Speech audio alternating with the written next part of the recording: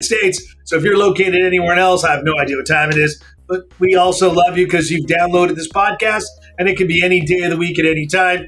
I know I've gotten some messages from people that listen to it while they're at the gym. I have people that message me, they listen to it while they're in the bathroom, and they give a shit about what we have to say. Welcome to the Rat Note Network. My name's Stuart Brisgell. That's David Solomon, where we bring you unfiltered, uncensored conversation on a wide range of topics, not just about the United States and Donald Trump. Our podcast is dedicated to giving you a platform, right? And we express our opinions, share our thoughts, experiences, ideas, and hear from a variety of perspectives. And we give you what we call our honest opinion. Join us as we dive into the latest news, pop culture, and so much more. From rants about absurdity of modern life, like King Justin, and deeper issues affecting our society. The Rant Network, we got you covered. Sit back, relax, and join us on this discovery adventure. David, you know, when countries want to try and make things fair for other countries, sometimes has unintended consequences and sometimes very intended consequences. And when the current Democratic Party in the United States has always taken a vitriol stance towards Israel and supporting Israel, by on one saying they have unfettered support towards Israel, and on the other making deals so that it would cause the death and destruction to Israel. Kind of like Sir Winston Churchill did back in the 40s, right? And 50s. Send the Jews to Israel. They'll get destroyed and killed there. Close quote. So you have people who say in one mouth, hey, man, we want to support these Jews. And then on the other side, they go, they're all going to die there. Let's ship them all there. But David, I know that you've got a deeper understanding because you just came back from the Holy Land and looked totally puzzled by how I started this rant. So I'll let you take it away and clear some minds up. Let's clear some ambiguity here. So here's what's going on, ladies and gentlemen, in case you are not heard, because this is not a story that's really getting a heck of a lot of press, which is kind of surprising and not surprising at the same time, because why would the liberal media want to put Israel in a positive light? So as we all know, Saudi Arabia is in a weird place with the United States and the Biden administration. First, if we remember the terrible fist pump that Joe Biden gave to, the crown prince of Saudi Arabia, the Jamal Khashoggi scenario. We've got a lot of things. And if you follow golf and sports, then you know that Saudi Arabia is buying out soccer players and golfers all over the world. But that's not the point here. The point here is that the United States can't seem to figure out, with the current State Department and the Biden administration, can't figure out what to do with Saudi Arabia. Recently, Saudi Arabia cozied up with China to kind of thaw out the problem with Iran. In exchange, China would have a presence in the Middle East. Now, one of the reasons we bring this up is, if you know, China has done a phenomenal job of taking over Africa. The United States didn't bother to, has ignored this place full of resources and opportunities, and let China kind of go in and become the master of Africa. And now the United States is afraid that the same thing will happen in the Middle East. And similar to what just happened on Friday, Stuart, when South Korea and Japan got together with Biden in Camp David, the United States wants to be, again, the peacemaker, and this time bringing Saudi Arabia and Israel together in some sort of relationship. Now, God forbid we should allude to the fact that this is similar to the Abraham Accords that the Trump administration did only a short 3 years ago, that has garnered extraordinary prosperity in 5 different countries. Yeah. However, this is not about being altruistic, because Joe Biden, as we've said on many, many occasions, has been on the wrong side of history when it comes to foreign affairs. And we also know the selfishness of this Biden family, despite the fact that the liberal media will not bother to report anything. Of course, this has got nothing to do with Israel. This has got to do with Joe Biden and his administration and his legacy, but also to keep China away. And instead of bringing Israel to the table as a partner, like they try to do with Saudi Arabia, they want to negotiate first a deal with Saudi Arabia and then force Israel to take the deal no matter what.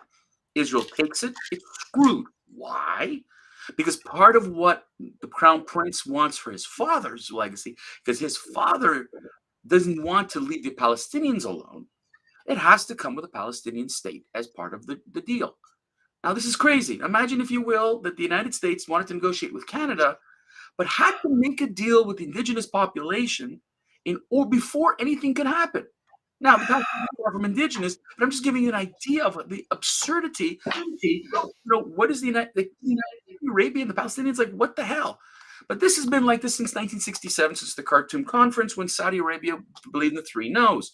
No negotiation, no peace, no recognition of Israel. And I know I'm going on here because this is important. The background is important, Stuart.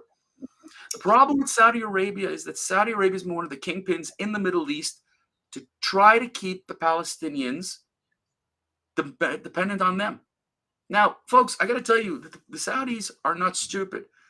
The Obama administration wanted to topple the House of Saud, the family there. As we saw in Egypt during the Arab uprising, he was encouraging this. And Biden was one of those people encouraging this. So the House of Saud has a very long memory and doesn't trust the Biden administration. So now they're going to demand and demand and demand and demand. So if you want the United States to get China out, you want the United States to stay in, here's our list of demands, which included nuclear capability. So right now, we've got a very funny situation that Israel is left kind of on the sideline. And here's the United States telling Saudi Arabia, what do you want? We'll give you just about anything. Let's do it. And Israel's going to end up getting screwed through it. And the thing is that while this should be monumental, because we're talking about it, one of the kingpins of the Middle East, it's one domino to topple and the entire Middle East changes. The Biden administration is going to force Benjamin Netanyahu and the Israeli government to take a terrible deal. And if they don't, the liberal media, the world will crucify Israel for not taking just any deal. This isn't about helping Israel, Stuart. The Biden administration once again has proven its anti-Semitism, its hate for Israel. It's complete, God knows what the Bidens are going to get out of all this. Hint, hint. Okay? But this is a disgusting situation, Stuart, that the Middle East, once again, controlled by the United States, will do what's best for the U.S., maybe Saudi Arabia, but the Jews, as you said so politely at the beginning of this rant, they're going to be the ones who are going to bend over and say, oh, God. Well, it's the Jews who say, oh, God, and the Catholics pay the ultimate price because they lose access to the holy sites of Bethlehem and others. No, they won't. No, they won't, Stuart. That's a trope that doesn't exist. The funniest thing, Stuart, about Jerusalem, and I'm just going to throw that at you, okay? Yeah. That the one thing that the Israelis did in 1967, which was a mistake in hindsight, but this is what they did, is they left each of the holy sites in the hands of the individuals. So that the Christians have the holy sites to control theirs. The Muslims control the Muslim quarter. David, you're altruistic because if you lived in any country that has gone through a radical change under the Ayatollah Khomeini and you're a Christian, you're dead. I'm sorry, David. You're dreaming. It's about the fact that Israel gave away the rights to the holy sites that they could have controlled. Instead, they gave it to the Waqf, and they've got to travel through these occupied territories and risk life and limb to do so. And it's only a matter of time, as we saw just recently in Afghanistan, as they stone women and Christians, right? Live in real time in Afghanistan. But anyways, David, I understand the Bidens seem to be the most corrupt family in politics in the modern era. And I understand that they're trying to make a deal that somehow we must believe they're enriching themselves in some manner. The Saudis, out of all the Arab countries with UAE, are probably the two most stable Arab countries in the entire sector. And to be honest with you, if you're to allow nuclear nuclear power capability in Saudi Arabia or in UAE, it's better than having it in Iran and Iraq. And so, like the United States takes most of its power for the eastern hub of the United States from the Canadian border, then you would understand that, okay, there is some sort of political play that maybe this isn't the worst idea because the Saudis are not the extremists as Iran and Iraq for now. And that's their argument as to why they may want to do this as an alternative to doing that.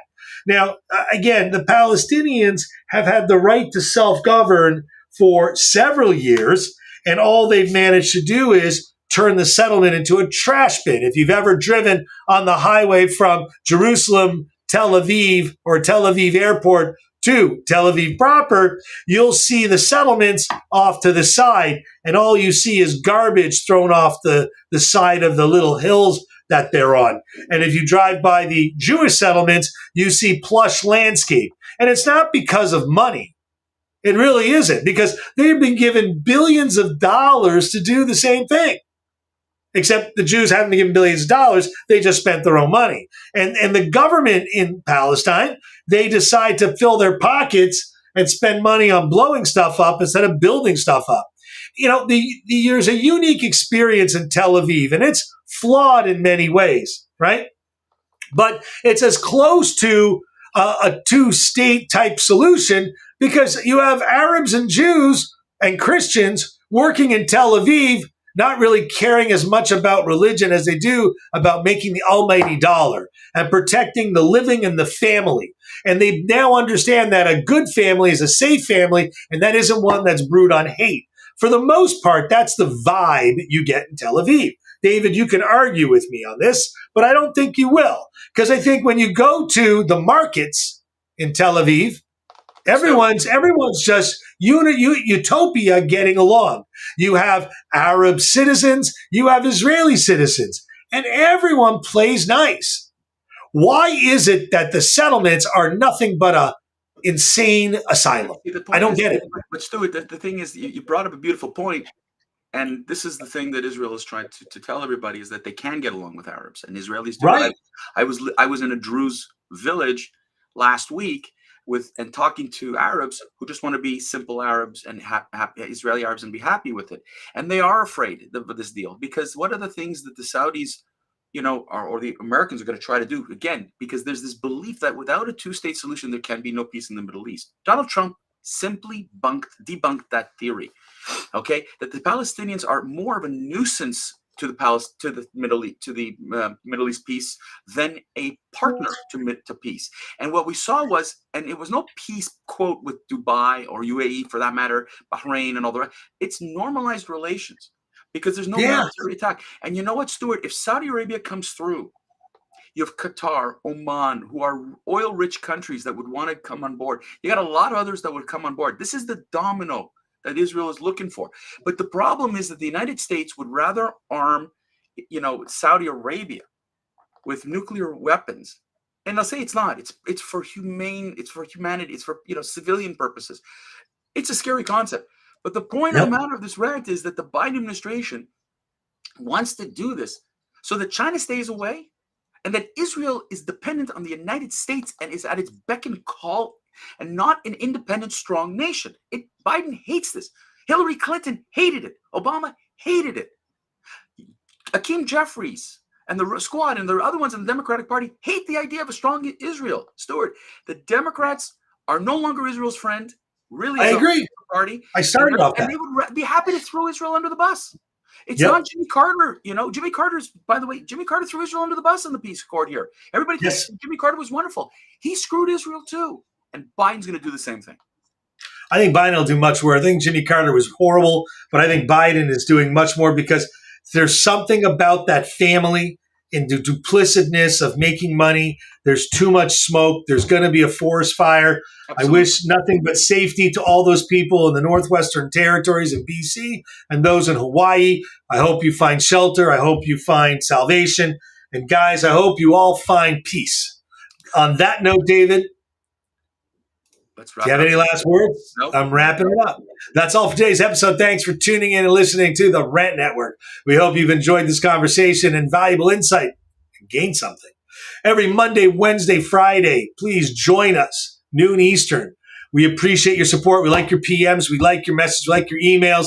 In the meantime, don't forget to get us on any social media channel. Tell us about problems. And thank you, Mr. Juff, for letting me know someone tried to hack the site and post porn on our site. I cleaned it up. You see, we're dirty birds, but we're clean in that sense. On that note, guys, take care. Have a good week. See